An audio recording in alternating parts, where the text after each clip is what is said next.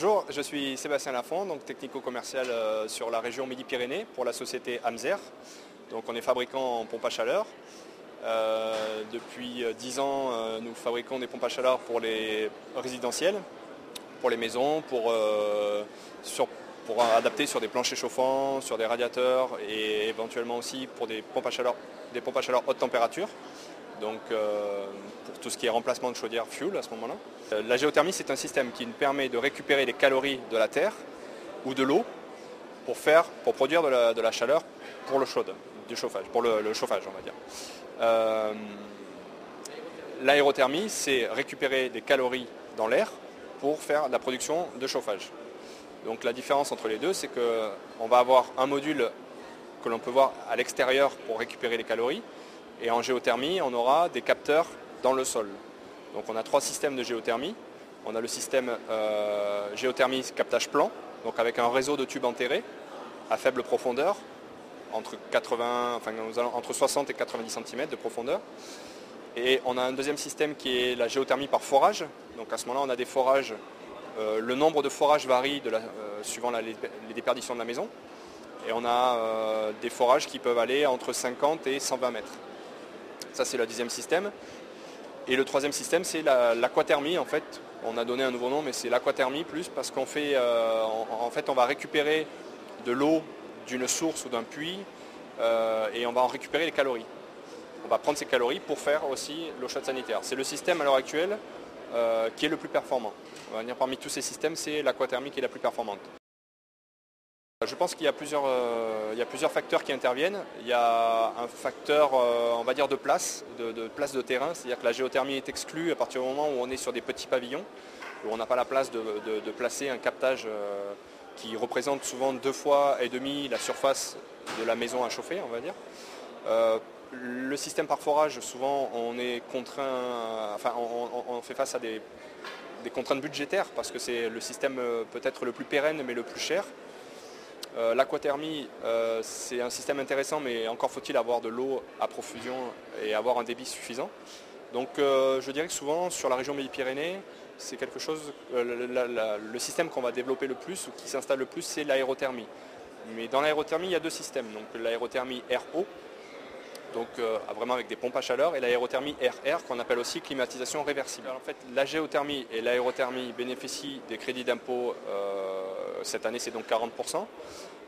Dans l'aérothermie, la partie RR, donc climatisation réversible, ne donne plus droit à ces crédits de l'impôt.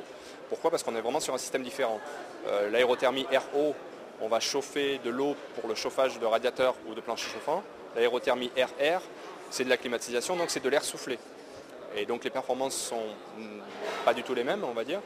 Et surtout, on va dire que c'est une volonté au niveau des institutions de ne pas pousser à faire de la climatisation. Donc c'est pour ça que maintenant ils ont supprimé ces aides-là sur la RR. Chez Amzer, on a un réseau d'installateurs que l'on choisit. C'est des personnes avec qui l'on travaille soit depuis très longtemps, depuis 10 ans, ou alors on est encore en train de chercher de nouveaux installateurs sur des départements où on n'est pas présent. Donc on essaie de trouver des installateurs qui sont compétents et qui sachent faire les dimensionnements, donc aller chez le client.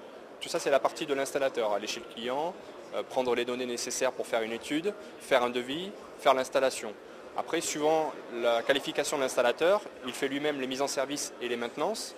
Ou sinon, nous, on a des stations techniques qui leur permettent qui leur viennent en aide pour faire ces mises en service-là. Nous, Amzer, on va dire qu'on est là en support.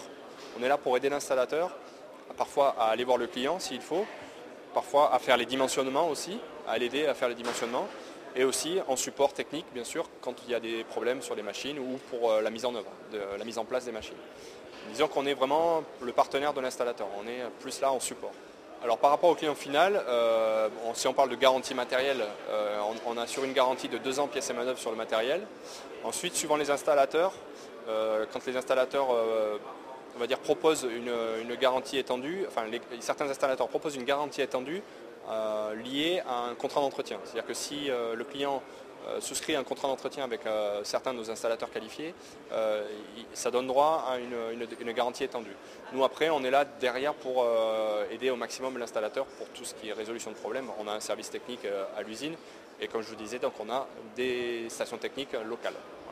Alors le premier argument, on va dire, qui va pousser à faire une installation d'énergie renouvelable, aérothermie et géothermie, ça va être un argument financier. Le deuxième, on va dire, ça sera un argument un peu plus écologique, dans le sens où par rapport à du fuel, on ne va pas émettre de CO2 sur une aérothermie ou une géothermie. Par rapport à de l'électrique, on va en consommer 3-4 fois moins. Et donc ça recoupe avec l'argument financier. L'argument financier, c'est de dire, par rapport à une installation électrique ou par rapport à une installation fuel, on va consommer à l'année 3-4 fois moins que si on était donc sur du fuel ou du gaz. Alors sur du gaz de ville, on sera un peu moins, parce que le kilowattheure de chauffage au gaz de ville est inférieur au kilowattheure de chauffage de fuel. Mais on va dire que l'argument premier, ça reste financier. En ce qui concerne Amser, on a un site internet qui permet au client, s'il veut, d'aller sur le site internet, de remplir une fiche client.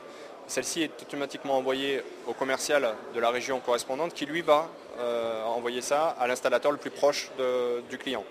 Donc ça c'est la première démarche. Ensuite, il y a des installateurs sur le site qui sont répertoriés en tant qu'installateur Amser, on va dire. Donc il est libre à lui de les contacter directement. Alors, le site internet c'est www.amzer.eu.